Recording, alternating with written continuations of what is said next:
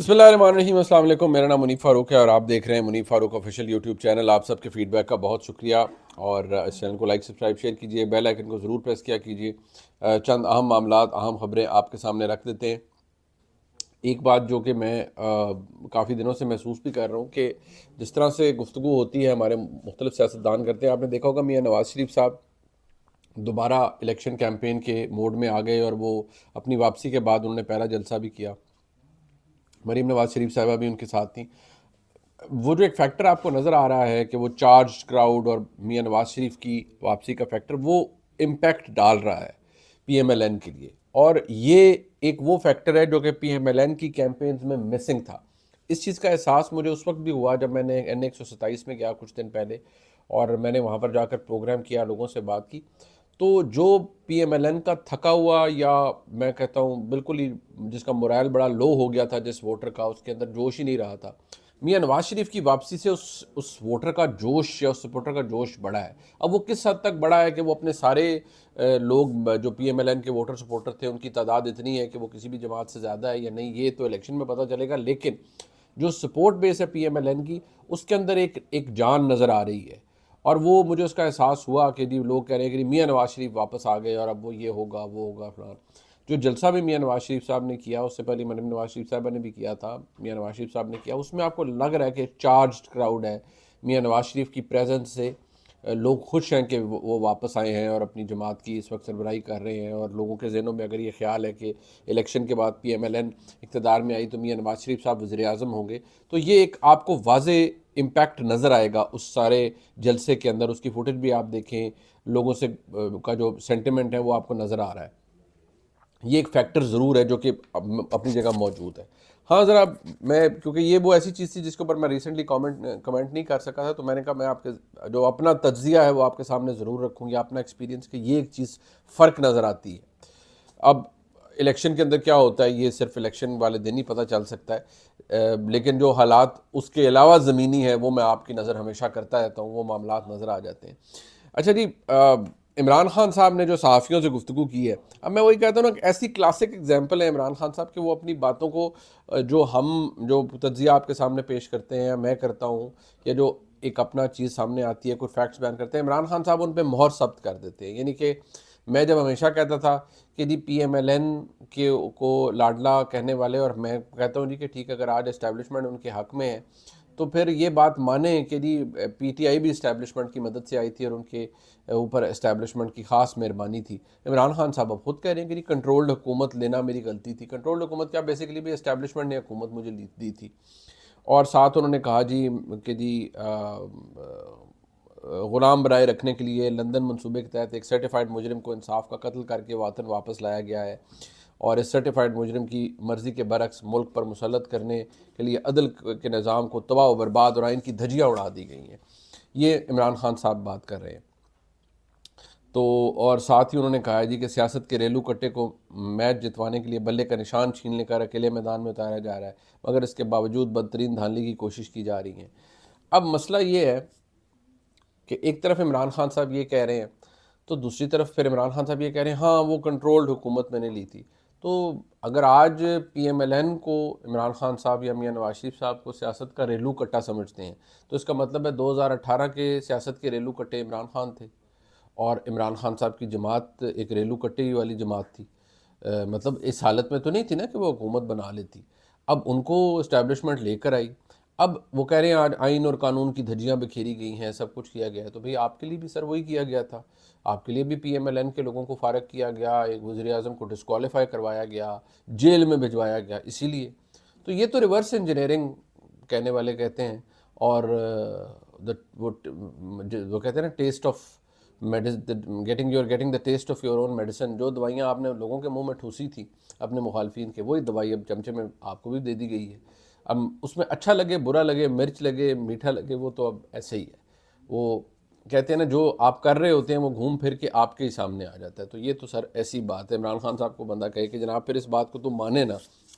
और जितने जो आपके जहादी आपके साथ मौजूद हैं जो कहते हैं इमरान खान बड़ी जद्दोजहद, 22 साल जद्दोजहद, 22 साल जद्दोजहद, मैं कहता हूँ यार 22 साल जद्दोजहद में से आप ज़रा इस्टेब्लिशमेंट का तड़का निकाल देना, तो वो 22 साल जद्दोजहद जो है वो 22 मिनटों के अंदर महदूद हो जाती है। उस जद्दोजहद ने इमरान खान को सिवाय मायूसी कि कुछ भी नहीं दिया, कोई सीट नहीं मिली, कोई कुछ नहीं मिली। इधर जनरल पाशा साहब ने मोहब्बत अपनी तबस्सुम फरमाया तहरीक इंसाफ की तरफ देख कर, तो मोहब्बतें बढ़ गईं और फिर तहरीक इंसाफ वहाँ से चल पड़ी और मामला ठीक हो गया। हाँ, ये बात फैक्ट है कि इमरान खान साहब ने फिर बड़ी तरक्की की, उस साथ तक लाए, फिर इस्टेब्लिशमेंट ने उनके लिए मैदान तैयार करवाए, फिर मतलब सियासत में वो आए, मतलब आगे आए, एक हुकूमत चले वो ली, फिर पंजाब, फिर पूरे एक वफाकी हुकूमत इस्टेब्लिशमेंट ने दी, इस्टेब्लिशमेंट ने चला के दी, सियासी मुखालफिन को लटा के दी।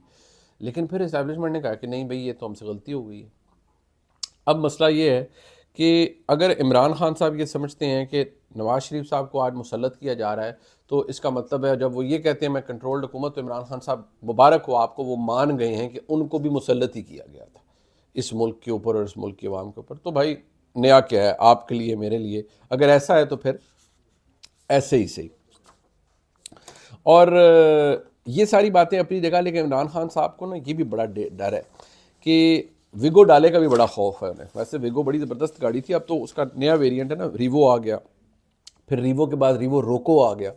इधर मैंने कहा आपके साथ गाड़ियों की इन्फॉर्मेशन भी शेयर कर दूँ, मुझे खुद भी गाड़ियों का शौक है। अब वो इमरान खान साहब कहते हैं कि प्लान सी नहीं बता सकता, विगो डाला आ जाएगा। वो भाईजान, वो विगो डाला गया कहाँ था? वो तो आप यकीन माने वो वहीं खड़ा है, उसकी तादाद बढ़ गई है, उसकी तादाद इतनी बढ़ गई है कि पसूड़ी पड़ जाएगी आपको भी। लेकिन चले, अब उन्होंने ये भी कहा कि जी कि सॉफ्टवेयर अपडेट का भी बड़ा मसला है, कि यानी कि कुछ जो पीटीआई के हिमायत याफ्ता लोग हैं इलेक्शन के अंदर जो हिस्सा ले रहे हैं, उनका भी बड़ा इशू है कि जी वो कैंपेन पता नहीं कर पाएंगे, नहीं कर पाएंगे, करेंगे तो पता नहीं को उनको उठा के ना ले जाए, या इलेक्शन के बाद अगर वो जीत जाते हैं एज तहरीक इंसाफ की हिमायत याफ्ता वो हैं, पर निशान तो नहीं है टेक्निकली, तो वो इंडिपेंडेंट हैं। अब जब वो टेक्निकली इंडिपेंडेंट हैं, तो क्या वो उनको दबाव पे किसी और जमात के साथ, किसी और हुकूमत के साथ शामिल नहीं किया जा सकता? अब किया जा सकता है, वो होगा भी, सब कुछ होगा। लेकिन इमरान खान साहब को भी ये भी है। साथ उन्होंने कहा मैं सियासी आदमी हूँ, मैंने तो कह रहा हूँ पिछले इतने दिनों से कि मैं बात करने के लिए तैयार हूँ। अब फिर मैं कहूँगा तो हमारे बहुत से दोस्त गुस्सा हो जाते हैं, लेकिन मैं वही कहूँगा ना भाई, जो फिर हमारी खबर है वो उसकी तायद होती है ना।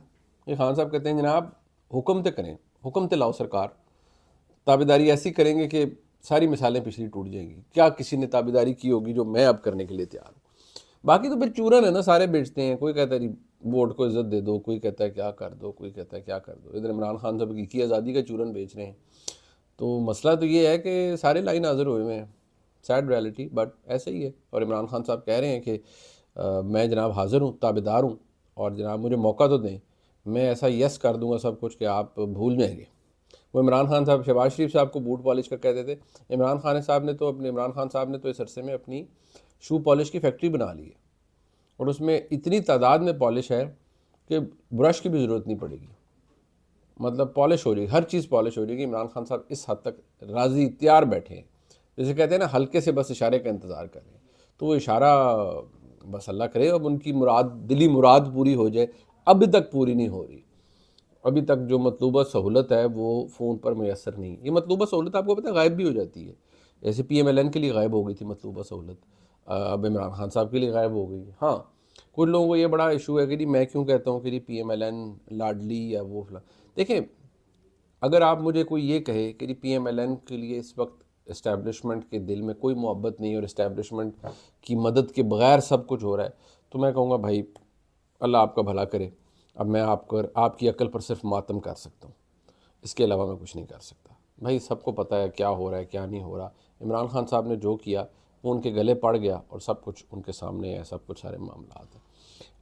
अब जो सूरत हाल है वो मेरे और आपके सामने है। सारी इश्यूज़ ये हैं, इमरान खान साहब कोई छुट्टी नहीं मिल रही और उसी का उन्हें डर है। अच्छा, एक शुरली अमीज होती हैं ना, वो बड़े ज़बरदस्त पाकिस्तान के एक्टर हैं और बेहतरीन बड़े मारूफ मेज़बान भी हैं और बेहतरीन एक्टर हैं शोबिज़ इंडस्ट्री के, जनाब फैसल कुरैशी साहब। उन्होंने कहा जी 8 फरवरी को माओ बहनों से दरख्वास्त करते हैं कि बिरयानी बनाने की उन्होंने अपील कर दी है। कि फैसल कुरैशी साहब ने कहा है कि हाल ही में आप अपने ऑफिशियल इंस्टाग्राम में उन्होंने कहा है कि माएँ बहनें 8 फरवरी को बिरयानी बनवाएं।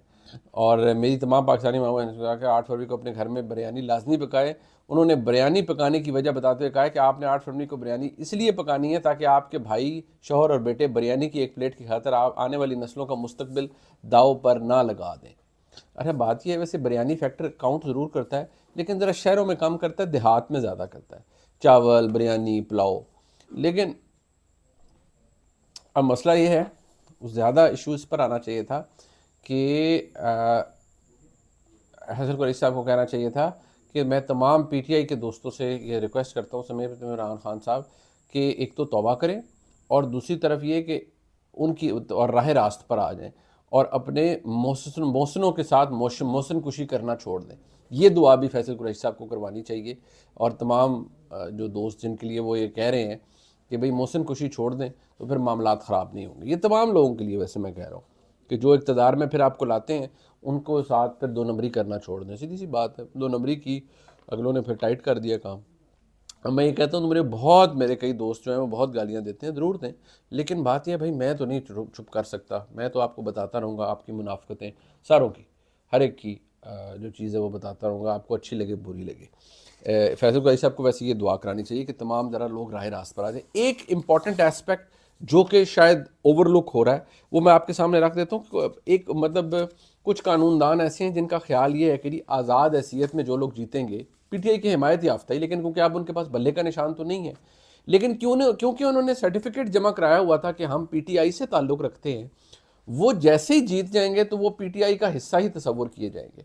अब उसका के अंदर एक टेक्निकल प्रॉब्लम है। सियासी जमात तहरीक इंसाफ क्या आज सियासी जमात है? क्या सियासी जमात फंक्शनल है? तहरीक इंसाफ नहीं। क्यों नहीं है? इसलिए कि उसके पास इस वक्त इंतखाबी निशान नहीं है। क्या सियासी जमात तहरीक इंसाफ इलेक्शन लड़ सकती है? नहीं। क्या वो अपने लोगों को टिकट दे सकती?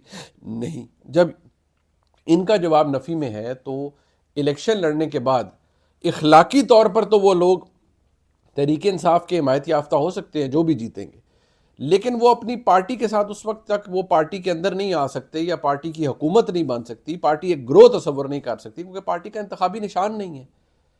जिस सेक्शन 66 और 67 का हवाला दिया जा रहा है वो तो ये है कि पार्टी के निशान के हवाले से भी उसकी बड़ी अहमियत है, और इलेक्शन कमीशन ने भी कहा है कि जो अपनी तशरीहात दी हैं, ये आइन और कानून में पार्टी की डेफिनेशन क्या है, लेकिन बेसिक बात यह है, जो फंगल पॉइंट है, कि क्या तमाम ये जो लोग हैं, ये जो ग्रुप या ग्रो है, ये किसी एक इंतखाबी निशान पर लड़ रहे हैं? नहीं, हर इंडिपेंडेंट कैंडिडेट का अपना इंतखाबी निशान होगा, हर एक को मुख्तलिफ चीज़ दे दी गई है।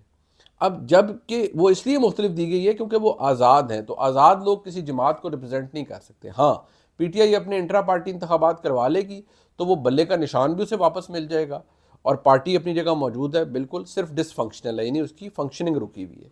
तो ये लोग जो इंडिपेंडेंट होंगे ये वापस अपनी जमात के अंदर बिल्कुल आ सकते हैं और कह सकते हैं कि नहीं हम तो थे ही इस जमात के, हमारी तो एफिलिएशन, बिल्कुल आ सकते हैं। लेकिन जब तक पीटीआई को बल्ले का निशान वापस नहीं मिलता और जब तक वो अपने इंट्रा पार्टी इंतखाबात नहीं करवा सकती, उस वक्त तक ये प्रॉब्लम रहेगा तहरीक इंसाफ के लिए। तो ये बात जहन में रख लीजिए। इसमें मुख्तलिफ कानूनी आरा हैं, जो मेरे जहन में राय थी वो मैंने आपके सामने रख दी कि बिल्कुल ये बात होगी। लेकिन अगर इसको इस तरह ले लिया करें, नहीं नहीं वो तो है ही पीटीआई के, भाई अगर इस तरह हो तो फिर पीटीआई क्यों इस बात की दुहाई दे रही है कि हमारी रिजर्व सीटों का कोटा चला गया? वो इसीलिए दे रही है ना कि जमात इस वक्त फंक्शन नहीं कर रही, जमात ऑपरेशनलाइज नहीं हो सकती 2024 के इंतखाबात में, बदकिस्मती से। अगर होती तो फिर तो प्रॉब्लम ही नहीं था। इसलिए ये लोग आज़ाद हैसियत में लड़ेंगे और लड़ने के बाद इखलाकी तौर पर ये कह सकते हैं कि हम इमरान खान की हिमायत याफ्ता है, लेकिन कानूनी तौर पर ये तहरीक इंसाफ को रिप्रेजेंट इस वक्त तक नहीं कर सकते जब तक तहरीक इंसाफ दोबारा फंक्शनल नहीं हो सकती। तहरीक इंसाफ इस वक्त डिसफंक्शनल है क्योंकि उसके पास निशान नहीं है, वो ना इंतखाब लड़ सकती है ना टिकट जारी कर सकती है। ये जनाब आज का व्लॉग था, आपसे दोबारा इंशाल्लाह बहुत जल्द मुलाकात होती है। अपना फीडबैक ज़रूर दीजिएगा। खुदा हाफिज़।